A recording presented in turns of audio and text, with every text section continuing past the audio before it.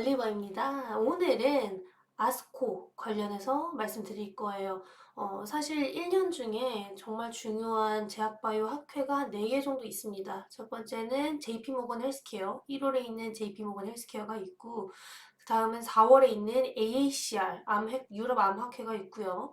6월에 미국 종양학회, 아스코가 있고, 그 다음에는 에스모, 10월에 있는 암학회가 또 있습니다.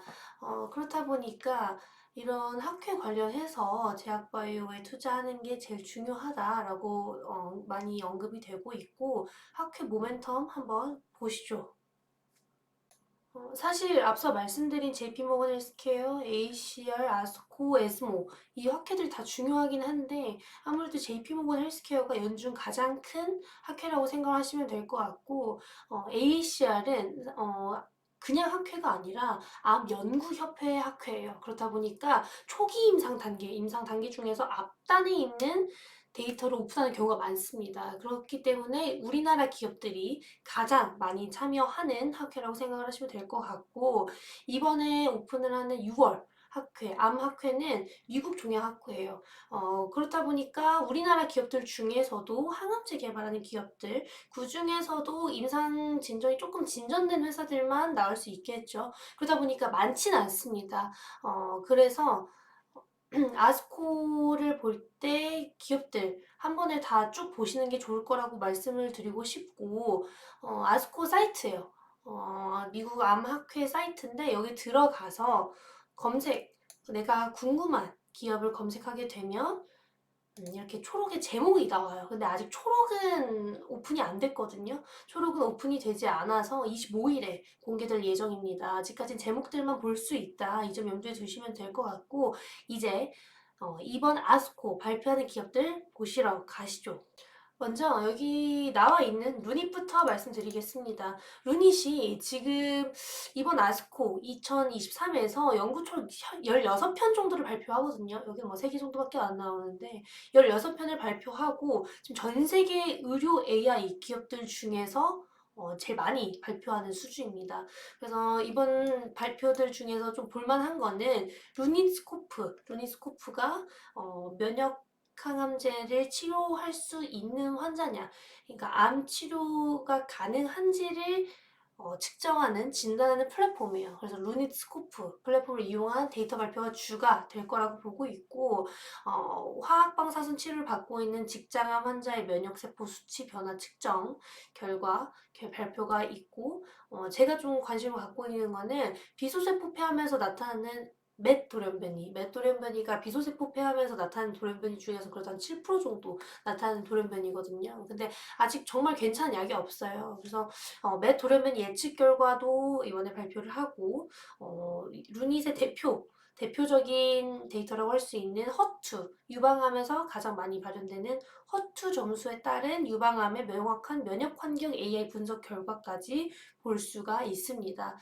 그래서 이번에 루닛의 데이터들이 여태까지 축적해온 데이터들의 좀 결과를 볼 수 있는 순간이다. 그렇게 보시면 될 것 같고, 그 다음으로는 에이비온 한번 보실게요. 에이비온 같은 경우에는 지금 4월에 AACR에서 좀 괜찮은 데이터 오픈하고 그 다음 지금 횡보하는 상황이거든요.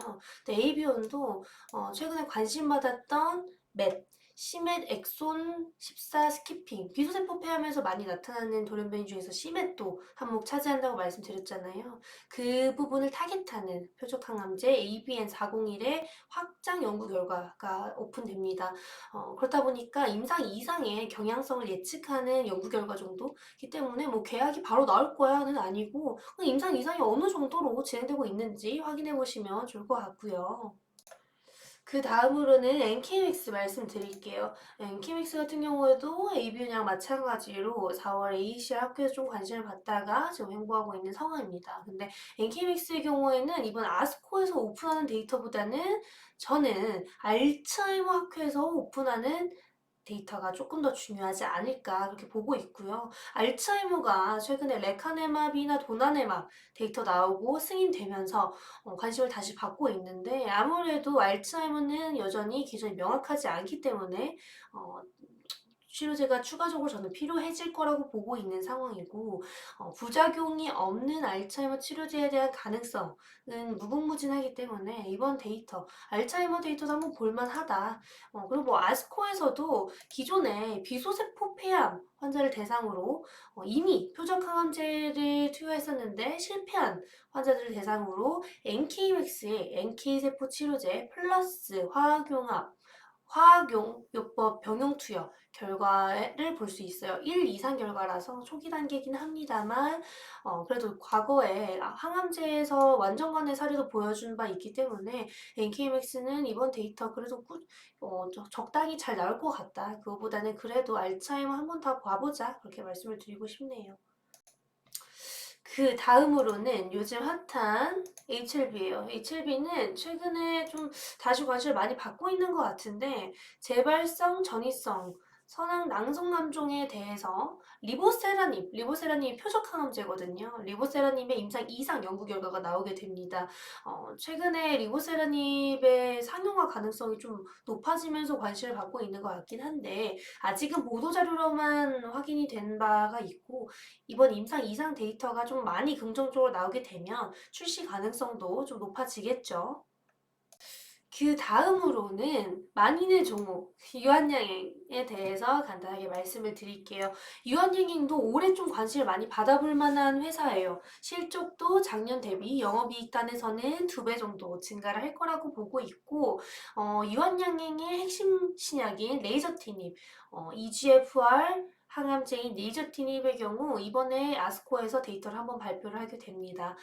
비소세포 폐암 환자 중에서 EGFR 변이를 갖고 있고 기존 표적 치료제에 대해서 실패를 한 환자를 대상으로 임상 2상 데이터가 한번 나올 거고요. 치료 경험이 없는 EGFR 비소세포 폐암 환자를 대상으로 아미반타마도 심한 표적 항암제예요. 아미반타맙이랑 레이저티닙의 장기 추적 관찰 결과도 오픈을 하게 됩니다. 근데 이것보다도 레이저티닙과 아미반타맙의 병용 투여 글로벌 임상 3상 결과가 올해 또 하반기에 오픈되기 때문에 이번 아스코 결과는 그거에 좀 맛보기다 이 정도로 생각을 하시면 될 것 같고 유한양행보다는 J&J 존슨앤존슨이 오픈을 해요. 왜냐면 J&J가 레이저티닙 글로벌 판권 사갔으니까 J&J가 오픈을 하게 될 거고 아스코에서 발표도 J&J가 할 겁니다.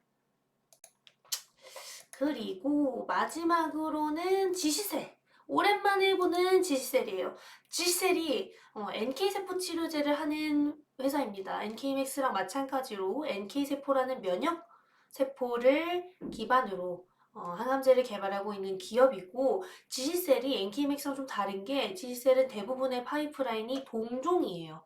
자가랑 동종이 있어요. 세포치료제는. 자가는 내 몸에서 세포를 꺼내서 그걸로 세포치료제를 만드는 거고 지금 상용화된 카티라는 세포치료제, 혈액암 항암제가 다 자가고 지시셀은 다 동종이에요. 동종은 공여자로부터 세포를 받아서 그걸로 기성품처럼 만들 수 있는 세포 치료제거든요. 그러니까 당연히 상업화 됐을 때는 훨씬 좋겠죠. 선호도가 높을 거고.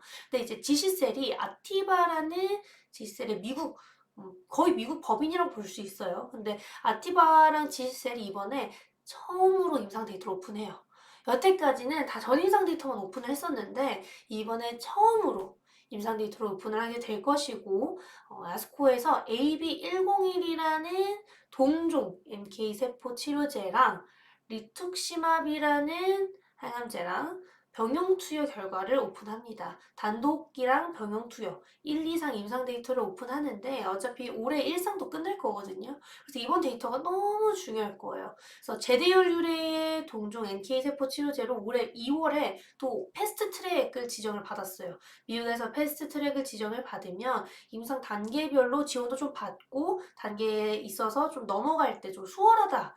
기간이 조금 단축될 수 있다라고 저는 들었었거든요. 그래서 패스트 트랙이 지정이 됐었기 때문에 NK세포 쪽에서는 지시셀이 지금 조금 더 선두에 있는 게 아닌가. 그래서 이번 데이터가 정말 너무 중요하고 완전관해가 나와주면 상용화 가능성이 많이 높아질 거다. 그렇게 보시면 좋을 것 같습니다. 이렇게 아스코 미국 암학회에 참여하는 국내 기업들 말씀을 드렸고, 아무래도 이번 아스코에는 엄청나게 유의미한 데이터가 나온다라기보다는 자기들이 지금 하고 있는 게 얼마나 잘 진전이 되고 있는지에 대한 업데이트 정도다라고 생각을 하시면 좋을 것 같아요. 이번 데이터로 뭐 엄청난 계약이 나온다던가 엄청나게 큰 변화가 나온다기보다는 나 이만큼 잘하고 있고 지금 글로벌 트렌드가 아무래도 항암제에 집중이 되어 있다 보니까 우리 잘하고 있는 거 보여줄게 정도로만 보시면 좋을 것 같습니다. 그러면 다음에는 아스코 초록 나왔을 때 초록 한번 설명드리겠습니다. 안녕.